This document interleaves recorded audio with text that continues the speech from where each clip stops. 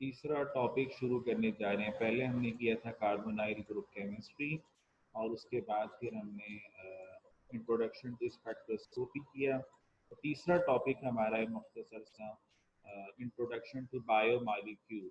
पढ़ा भी होगा आपने इसके बारे में। ये 4 टॉपिक हैं, 2 लेक्चर में हम कवर करेंगे इंशाल्लाह। Nucleic acid, protein, lipids and carbohydrates.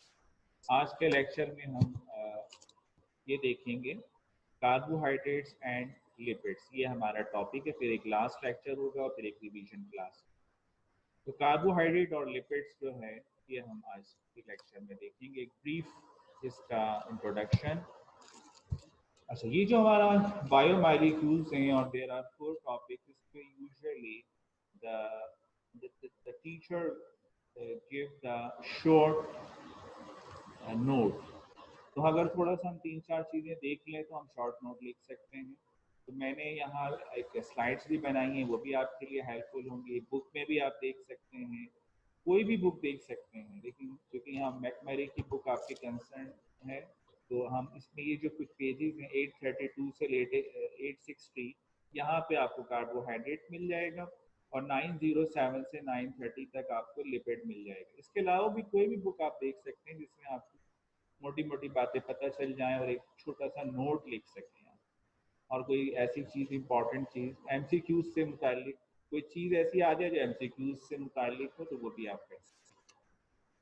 तो अब ये लेक्चर मेरा आपको नोट बनाने में और कुछ चीज़ें याद करने में हेल्प करेगा।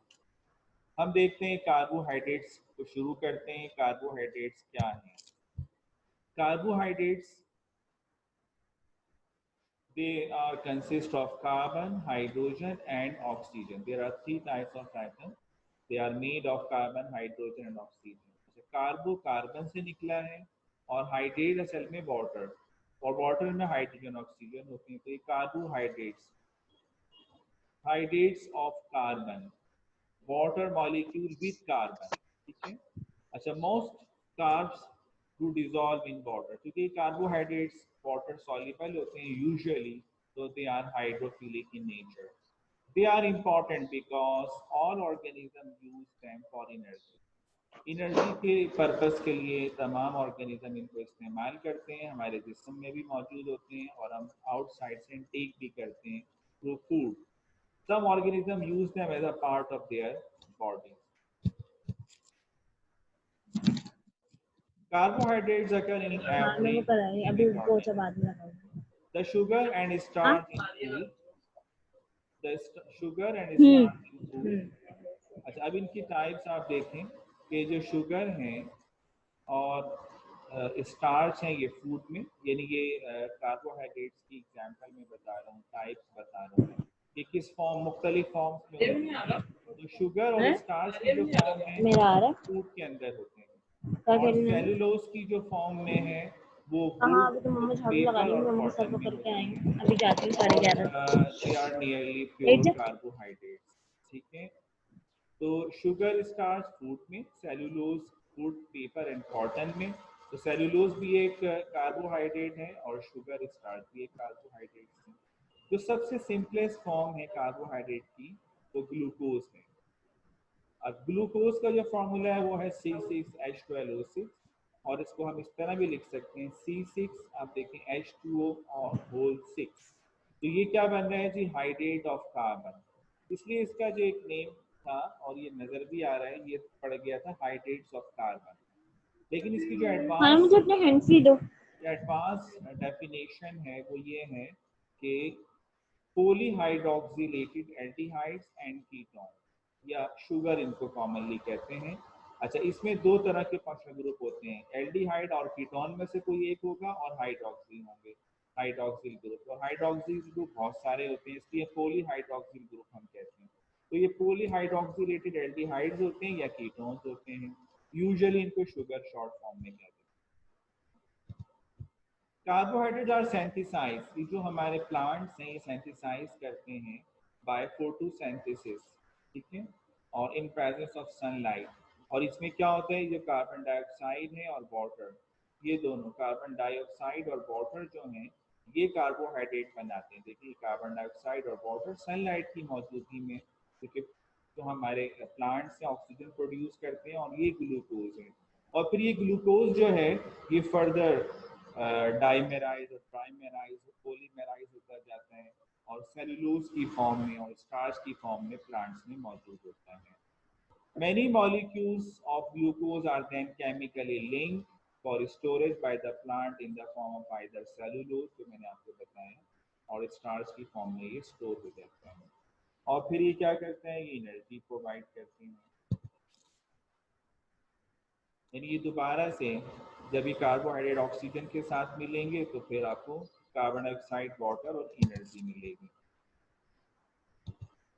कार्बोहाइड्रेट्स के कुछ इंपॉर्टेंट फीचर हैं। तो टाइप्स ऑफ कार्बोहाइड्रेट, ये सारे नोट्स की शक्ल में आप बना सकते। टाइप्स ऑफ कार्बोहाइड्रेट को हमें देखना होगा, क्लासिफिकेशन ऑफ मोनोसेक्राइड देखनी होगी, D and L mutation from Fischer projection देखनी होगी, structure of some important monosaccharide के हम देखेंगे कि कैसे स्ट्रक्चर्स होते हैं इसके। अब देखेंगे टाइप्स ऑफ कार्बोहाइड्रेट्स हैं। ये जो हमने कहा जी, ग्लूकोज की एक यूनिट है, एक मोनोमर है, एक मोनोसेक्राइड है, C6 6 कार्बन। अगर इसको मोनोसेक्राइड कहते हैं, अगर ये सिंगल शुगर यूनिट है, अगर ये दो यूनिट इकट्ठे हो जाएंगे C6 और C6 यानी C12, तो ये डाइसेक्राइड बन जाएगा, 2 शुगर यूनिट। और 3 से 10 तक ये बन जाते हैं ओलिगोसेक्राइड, और 10 से ज्यादा हो गए तो पॉलीसेक्राइड बन जाते हैं। और इसकी एग्जाम्पल डिटेल में देखते हैं।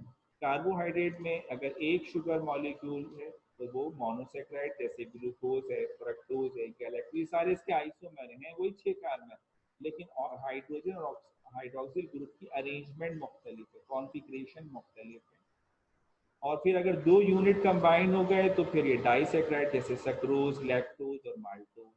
दो से ज्यादा, ये 3 कर लीजिएगा, 3 से 10 तक है तो ये रेफिनोज और स्टैचियोज, ये ओलिगोसेक्राइड हैं, और 10 से ज्यादा हैं तो स्टार्च हैं, ग्लाइकोजन है, सेलुलोज हैं, ये पॉलीसेक्राइड है। कार्बोहाइड्रेट का अगर हम स्ट्रक्चर देखें तो ये एक लॉन्ग चेन स्ट्रक्चर है। ये 6 कार्बन है, 1 2 3 4 5 6, ये एक मोनोसेक्राइड है। अच्छा, ये मोनोसेक्राइड का जो ये फर्स्ट कार्बन है ये, और ये जो 5वां कार्बन है ये दरमियान में ऑक्सीजन, ये आपस में रिंग स्ट्रक्चर बनाते हैं, पहला और 5वां। तो 5 कार्बन हो गए और एक ऑक्सीजन, तो 6 मेंबर रिंग बन जाता है। तो ये रिंग स्ट्रक्चर भी बनता है इसमें शुगर्स के अंदर। अब ये देखें, एक हमने सिंपल ग्लूकोज लिया, ये इसके आइसोमर्स हैं, ये सारे कार्बोहाइड्रेट हैं, सब मोनोसेक्राइड हैं, लेकिन अरेंजमेंट मुख्तलिफ है। OH यहाँ लगा हुआ है तो यहाँ लग गया, एल्डिहाइड लगा हुआ था तो कीटोन लग गया सेकंड कार्बन पे, तो ग्लूकोज है, गैलेक्टोज है, फ्रक्टोज है, इसकी एग्जाम्पल। फिर और आगे आते हैं डी और एल रिप्रेजेंटेशन। ये पूरा ग्लूकोज है, लेकिन ये जो हमारा 5th कार्बन है, अगर इसकी स्पेसिफिक कॉन्फ़िगरेशन, एब्सोल्यूट कॉन्फ़िगरेशन, ये OH यहाँ पर है, H लेफ्ट पर है, और यहाँ OH आ गया और यहाँ H, तो ये D और L को है। अब जितने भी स्ट्रक्चर्स बनते जाएंगे, ऊपर OH यहाँ हो यहाँ हो, कोई फर्क नहीं पड़ता, ये सारे इससे D कहलाएंगे, जिसमें OH राइट साइड पर है यानी इसकी, और यहाँ पे ये L कहलाएंगे, जो भी बनेंगे, ये D ग्लूकोज कहलाएगा, ये L। अब चूंकि ये L कॉन्फ़िगरेशन कहलाएगी, ये डी। अब क्योंकि ये पूरा का पूरा इसका आइसोमर है तो ये ग्लूकोज है, ये भी ग्लूकोज है, ये डी ग्लूकोज हो गया, ये एल ग्लूकोज है। और देखते हैं एनोमर्स क्या होते हैं। अच्छा, अब सिर्फ डी ग्लूकोज को फोकस करें तो ये जो रिंग स्ट्रक्चर बनता है इसमें OH और H बनता है। जो रिंग बना, मैंने बताया आपको कि जो रिंग स्ट्रक्चर बन जाता है, ये जो पहला कार्बन है और 5वां कार्बन, ये आपस में कंबाइंड होते हैं और ये OH और H आ जाते हैं। तो इस OH और H की कॉन्फ़िगरेशन से एनोमर्स बनते हैं, अल्फा और बीटा। ये बिलो दी प्लेन है, नीचे की तरफ है तो अल्फा, अबव दी प्लेन है, ऊपर की तरफ है, ये दो ही पोजीशन होती है। अगर यहाँ OH आ गया तो ये बीटा बन जाएगा, है दोनों डी। तो ये D B alpha glucose, D beta glucose, ये अल्फा बीटा जो है आपस में एनोमर्स कहलाते हैं। ये दोनों आइसोमर्स एनोमर्स कहलाते हैं। एक और इसको फर्दर हम देखें, अगर ये 6 मेंबर रिंग इस तरह से बनाए तो ये below the plane alpha, above the plane beta, ये भी एनोमर्स की एक और फॉर्म बताएं। अच्छा, डाइसेक्राइड की एग्जांपल, ये जो डाइसेक्राइड है, ये देखिए 2 यूनिट लगे हुए, एक ग्लूकोज का और एक फ्रक्टोज का। तो ये सक्रोज कहलाता है, सक्रोज। इसमें 2 यूनिट लगे, जो हम शुगर हम इस्तेमाल करते हैं खाने में, वो सक्रोज होती है।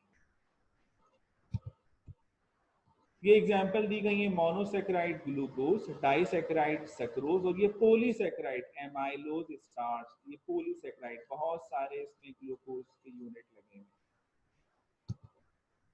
इसी तरह हम लिपिड्स, तो ये हमने देखा डी और एल नोटेशन, कुछ स्ट्रक्चर देखे, टाइप देखी, इंपॉर्टेंस देखी, कार्बोहाइड्रेट्स की डेफिनेशन देखी। इसी तरह हम लिपिड्स पे आते हैं। लिपिड्स क्या होते हैं? ये जो फैट्स हैं, ऑयल्स हैं, वैक्स हैं, हम कहते हैं कि फैटी चीज़ें हैं ये फूड्स के अंदर, तो ये लिपिड्स कहलाते हैं यूजुअली। ये ट्राइग्लिसराइड्स जो होते हैं, ये भी, ये इस फॉर्म में, ये भी बेसिकली जो फैट्स और ऑयल्स हैं, ये ट्राइग्लिसराइड्स होते हैं, तो ये लिपिड्स कहलाते हैं। स्टेरॉइड्स हैं, कोलेस्ट्रॉल हैं, they are also lipids.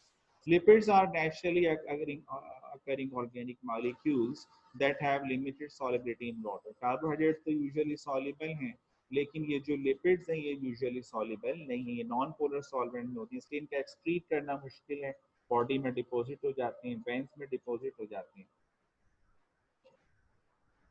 Veins को ब्लॉक कर देते हैं, और फिर उससे हार्ट अटैक्स हैं, ब्लड प्रेशर बढ़ जाता है। तो इनको इसलिए कहते हैं भी वॉक करें, बर्न करें, इनको एनर्जी प्रोड्यूस कर, ये कार्बन डाइऑक्साइड वाटर में कन्वर्ट हो जाएंगे। Fat, oil, waxes, many vitamins, hormones हैं, नॉन प्रोटीन सेल मेम्ब्रेन है, they are the component of component जो हैं इनके, they are the examples of lipids. Many kinds of lipids, that is triglycerols, eicosanoids, terpenoids, steroids, ये भी, ये इनकी chemical form हमने बता दी, ये लिपिड्स हैं। अब वन बाय वन देख लेते हैं इनको, ये क्या होते हैं। लिपिड्स को अगर हम क्लासिफिकेशन करना चाहें, ब्रॉड टाइप्स इसकी 2 हैं।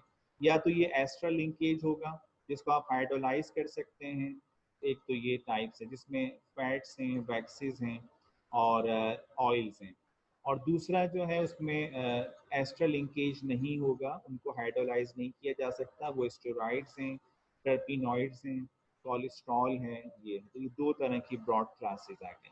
इसमें एस्ट्रल लिंकेज, इसमें एस्ट्रल लिंकेज नहीं है। अब हम देखते हैं एस्ट्रल लिंकेज वाली क्लासेस, जिसमें वैक्सीज हैं। वैक्सीज क्या है? ये मिक्सचर है ester of long chain carboxylic acid और लॉन्ग चेन अल्कोहल। अल्कोहल भी लॉन्ग चेन, कार्बोक्सिलिक एसिड भी लॉन्ग चेन, दोनों को मिलाया, हमें पता है अल्कोहल और एसिड एस्टर बनाते हैं। तो ये मिक्सचर ऑफ एस्टर्स, एंड ये जो एस्टर्स हैं ये वैक्सेस कहलाते हैं। इसमें कम से कम even number of carbon 16 to 36 of carboxylic acid के हों, और अल्कोहल के भी 24 से 36 कार्बन हो, इतनी लंबी चेन हो, तो ये वैक्सेस बनाते हैं। अच्छा, जैसे 20 वैक्स है, इसका जो मेजर कंपोनेंट है वो ट्राई एकोंटाइल हेक्साडीकनोएट है, जो कि एक एस्टर है। ये कैसे बना? C30 अल्कोहल, यानी 30 कार्बन वाली अल्कोहल, जिसको 1 ट्राई एकोंटानोल कहते हैं, और 16 कार्बन वाला एसिड हेक्साडीकनोइक एसिड, इन दोनों को मिलाया तो ट्राई एकोंटाइल हेक्साडीकनोएट एस्टर बन गया, जो 20 वैक्स का एक इंपॉर्टेंट कंपोनेंट है। The vaccine protective coating fruits पे होती है, बेरीज, लीव्स, चमक पैदा हो जाती है, एनिमल फर्स होते हैं, तो उनका स्ट्रक्चर असल में इसी से मिल रहा होता है। ये वैक्स, ये फैट, आप देखें ये एस्टर लिंकेज है, और इसमें ये वाला पार्ट इसका फैटी एसिड से आया है, और ये वाला पार्ट इसका अल्कोहल से आया। अल्कोहल और एसिड आपस में मिलके एस्टर बनाते हैं, long chain alcohol, long chain acid. ये इसके स्ट्रक्चर थोड़ा सा आगे, वैक्सेस क्या होती हैं, फिर फैट्स एंड ऑयल्स, ये भी लिपिड्स हैं। ये क्या होते हैं? ये ट्राइग्लिसराइड्स हैं। हम इसमें ग्लाइसरोल ले लेते हैं, ग्लाइसरोल में 3 हाइड्रोक्सिल ग्रुप लगे हुए होते हैं, उनका reaction long chain fatty acid से करवाते हैं, तो फिर एस्टर बन जाते हैं। क्योंकि इसमें 3 एस्टर बनते हैं, तो 3 एस्टर ट्राइग्लिसराइड्स कहलाते हैं। तो ये फैट्स जो हैं यूजुअली एनिमल से आता है, जैसे बटर और लार्ड सॉलिड फॉर्म में, जबकि ऑयल जो है वो वेजिटेबल से आता है, जो लिक्विड फॉर्म में होता है, कॉर्न है, पीनट ऑयल है। Animal use fats for long term energy storage, लेकिन ये जो फैट्स हैं, मैंने आपको बताया कि ये फैट्स जो हैं ये बहुत ज़्यादा एनर्जी देते हैं, कार्बोहाइड्रेट से 6 टाइम ज़्यादा एनर्जी प्रोड्यूस करते हैं। इनकी जो ऑक्सीडेशन है वो कार्बोहाइड्रेट से बहुत ज़्यादा एनर्जी प्रोड्यूस करती है।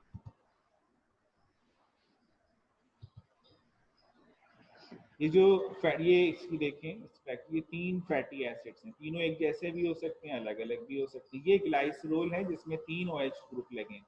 अब ये इसके साथ मिलकर एस्टर्स बनाएंगे और ये 3 एस्टर लिंकेज आ गए जिसको ट्राइग्लिसराइड्स कहते हैं। ये फैट्स और ऑयल्स हैं। ये जो आपका फैटी एसिड से पूरा अल्काइल ग्रुप है, अगर सैचुरेटेड है या अनसैचुरेटेड है, इस पर फैट्स और ऑयल डिपेंड कर रहे होते हैं। उसके बाद अगला है टर्पिनॉइड्स। ये भी एक एग्जाम्पल है, इसमें एस्ट्रा लिंकेज नहीं होता, ये भी लिपिड की एग्जाम्पल है। Terpenoids are a vast and diverse group of lipids, living organism के अंदर मौजूद होते हैं। टर्पिनॉइड्स के अंदर जो है ये असल में एक यूनिट से कंबाइंड होते हैं, 5 कार्बन यूनिट होता है और इसका नाम है आइसोपेंटेनाइल डाइफॉस्फेट। ये डाइफॉस्फेट हटता जाता है और ये यूनिट कंबाइंड होते जाते हैं, आइसोपेंटाइल यूनिट कहलाता है। फ्रॉम टर्पिनॉइड कंटेन ऑक्सीजन, अगर ऑक्सीजन है तो टर्पिनॉइड, वरना टर्पीन भी कहते हैं इनको। ये वो यूनिट है, इसमें 1 2 3 4 5 कार्बन लगे हुए यहाँ पर। आइसोपेंटेनाइल डाइफॉस्फेट, ये निकल जाता है, दूसरा यूनिट कंबाइंड हो जाता है, फिर तीसरा हो जाता है, इस तरह ये यूनिट कंबाइंड होते जाते हैं। इसकी जो क्लासिफिकेशन है टर्पिनॉइड्स की, वो नंबर ऑफ यूनिट्स पे ही करते हैं। अगर 2 यूनिट लगे हुए इसका मतलब 10 कार्बन है तो मोनोटर्पिनॉइड, 3 यूनिट लगे हुए यानी 15 कार्बन है तो सेस्कीटर्पिनॉइड, 4 यूनिट लगे हुए यानी 20 कार्बन है तो डाइटर्पिनॉइड, 30 कार्बन है 6 यूनिट है तो ट्राइटर्पिनॉइड, 40 कार्बन है 8 यूनिट है तो टेट्राटर्पिनॉइड। ये मोनोटर्पिनॉइड में 2 यूनिट, सेस्कीटर्पिनॉइड में 3, डाइटर्पिनॉइड में 4, ट्राइटर्पिनॉइड में 6, टेट्राटर्पिनॉइड में 8। अब ये एग्जांपल है, लेनोस्टिरॉल एक ट्राइटर्पिनॉइड है। बीटा कैरोटीन जो विटामिन ए का कंपोनेंट है, ये टेट्राटर्पिनॉइड। ये कुछ एग्जाम्पल हैं, देखिए मैंने बताया ये सारे यूजुअली ये मोनोटर्पिनॉइड है, यानी इसमें 2 यूनिट है। बताया कि एक यूनिट 5 कार्बन, दूसरा पहला दूसरा, तो ये 2 यूनिट कंबाइन है। जेरानियोल है, कैरमोन है, ये सारे टर्पिनॉइड्स। अगला एग्जाम्पल है स्टीरॉइड्स। ये भी इसमें एक्स्ट्रा लिंकेज नहीं होता और ये भी लिपिड की एग्जाम्पल है और ये भी टर्पिनॉइड से मिलता जुलता है। इसमें रिंग लगे होते हैं 4, 3 जो है वो 6 मेंबर्ड है और एक 5 मेंबर्ड है। ये A B C D ring होते हैं और ये आर जो है इसमें चेन बनी होती है, मुख्तलिफ टाइप्स की चेन होती है जो मुख्तलिफ स्टेरॉइड्स को डिस्टिंग्विश करते हैं। और ये स्टेरॉइड्स हार्मोन्स, बहुत सारे हार्मोन्स होते हैं, बहुत सारे, ये भी एक बेसिक रिक्वायरमेंट है ऑफ द बॉडी और बॉडी के अंदर मौजूद होते हैं। तो ये स्टेरॉइड का एक स्पेक्ट्रम। तो ऑयल आ गया, फैट्स आ गया, वैक्सीज आ गई और स्टेरॉइड्स आ गए, टर्पिनॉइड्स आ गए। तो ये सारे हम इसको लिख सकते हैं, ये टाइप्स हैं, इनके स्ट्रक्चर्स होते हैं। एक नोट भी बन जाएगा, एमसीक्यूज में भी इसके बारे में पूछ सकते हैं कि ट्राइग्लिसराइड्स क्या हैं, कैसे बनते हैं। तो ये छोटा सा नोट है, इसकी एप्लीकेशन भी आपके सामने आ गई, टाइप्स भी आ गई, स्ट्रक्चर्स भी आ गए, डेफिनेशन भी आ गई, केमिकल नेचर भी आ गई। तो यहीं तक हम ख़त्म करते हैं। अब यहाँ तक अगर आपको कोई पूछना चाहते हैं कोई बात, तो आप लोग पूछ सकते हैं। जी, कोई सवाल करना है?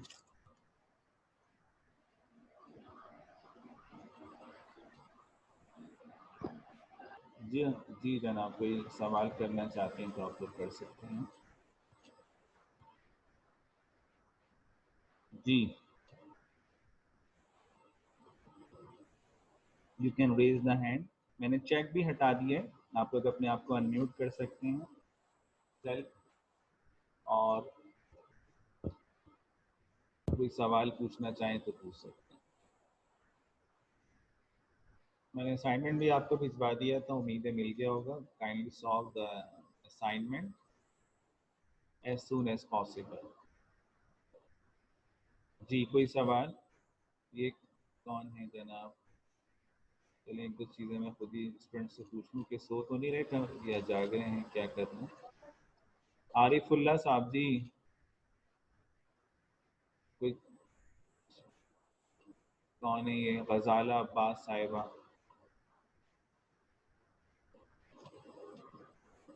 जी गजाला अब्बास साहिबा, कुछ पूछना चाहेंगी आप?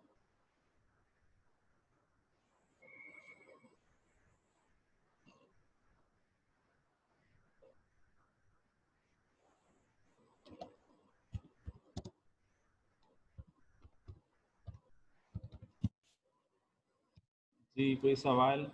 तूबा साहिबा पूछना चाह रही हैं कुछ। अच्छा जी पूछें। जी सर ये जो आपने पढ़ाया है कार्बोहाइड्रेट लिपिड्स, तो इसका जो शॉर्ट नोट ही आएगा पेपर में, और अगर जी जी के स्ट्रक्चर्स ये सब हमें हाँ, देखें ये तो शॉर्ट नोट यूजुअली आता है, टीचर जो है ना शॉर्ट नोट ही दे देते हैं इस पे। एमसीक्यूज भी इससे बनाए जा सकते हैं, लेकिन हम तैयारी करें, हो सकता है कोई शॉर्ट आंसर ही आ जाए। जो टाइप्स लिखें आप, स्टेरॉइड को डिफाइन करें, ये भी आ सकता है। और जो है शॉर्ट आप अमूमी तौर पे तो शॉर्ट नोट ही दे देते हैं, ठीक है ना। तो उसको लिख, जो चीज़ें मैंने बताई हैं वो देख लें, बुक में एक नज़र देख लें, मोटी मोटी चीज़ें मैंने बता दी, ठीक है जी। और कोई? खुबैब अली साहब कुछ पूछना चाह रहे हैं। जी खुबैब आप पूछें। सर वो जो आपने प्रैक्टिस के लिए पेपर दिया है, तो उसको सॉल्व करके आपको जमा कराना है या फिर जी जी हमारे लिए ये बिल्कुल, वो? यकीनन वो अगर अपने पास आप रखेंगे तो कोई फ़ायदा होगा नहीं उसका। अगर मेरे पास आ जाएगा तो कुछ फ़ायदा यकीनन आपको हो जाएगा। यानी वो सॉल्व करना है पूरा, और फिर हाँ आपको बिल्कुल, सॉल्व असाइनमेंट के तो तौर पे करना है, देना और ताकि आपको एग्ज़ाम में भी तो सॉल्व करना पड़ेगा, तो पहले ही कर है। लें, कुछ ना कुछ तो फ़ायदा ही हो यस सर, जाएगा, ठीक है सही है। जी। जी तूबा कुछ पूछना चाह रही हैं आप?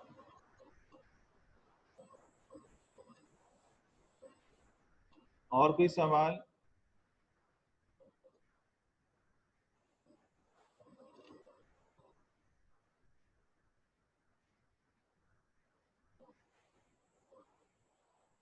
जी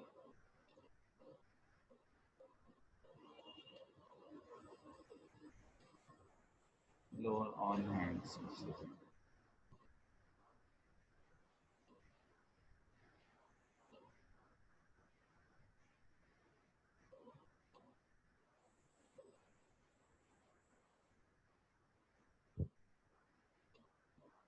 जी कुछ कह रहे हैं, कोई सवाल है किसी को? नहीं है।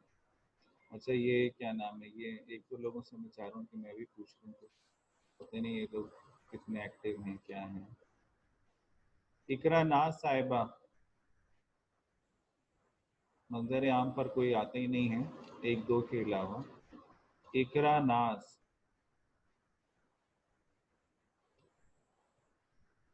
इकरा गुलजार हैं जी।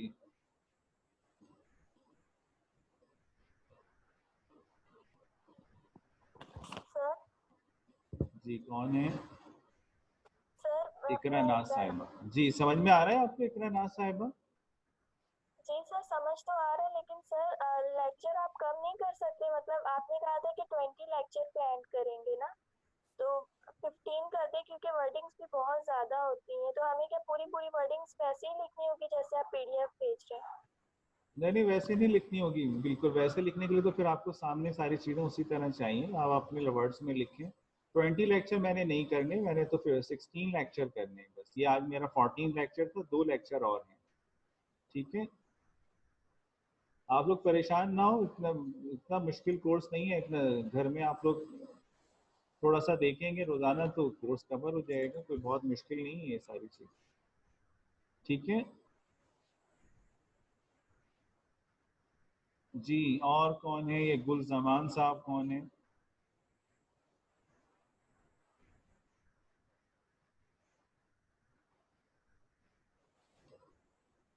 चलें जी ठीक है। आप लोग जो हैं वो पूछते भी कम हैं और एग्ज़ाम से बारे में परेशान रहते हैं। एग्ज़ाम में क्या आएगा भाई, 6 महीने गुजर गए, एग्ज़ाम तो अभी बहुत दूर है। पहले से आप लोग 6 महीने पहले टेंशन ले लेंगे तो फिर पता नहीं खाना वाना भी खाएंगे नहीं खाएंगे, आराम भी करेंगे नहीं करेंगे। एग्जाम में जब होगा तो जब देखा जाएगा, आप अपना पढ़ते रहें, तैयारी करते रहें। ठीक है, ठीक है, बस यहीं ख़त्म करते हैं। अपना ख्याल रखिएगा। अल्लाह हाफ़िज़।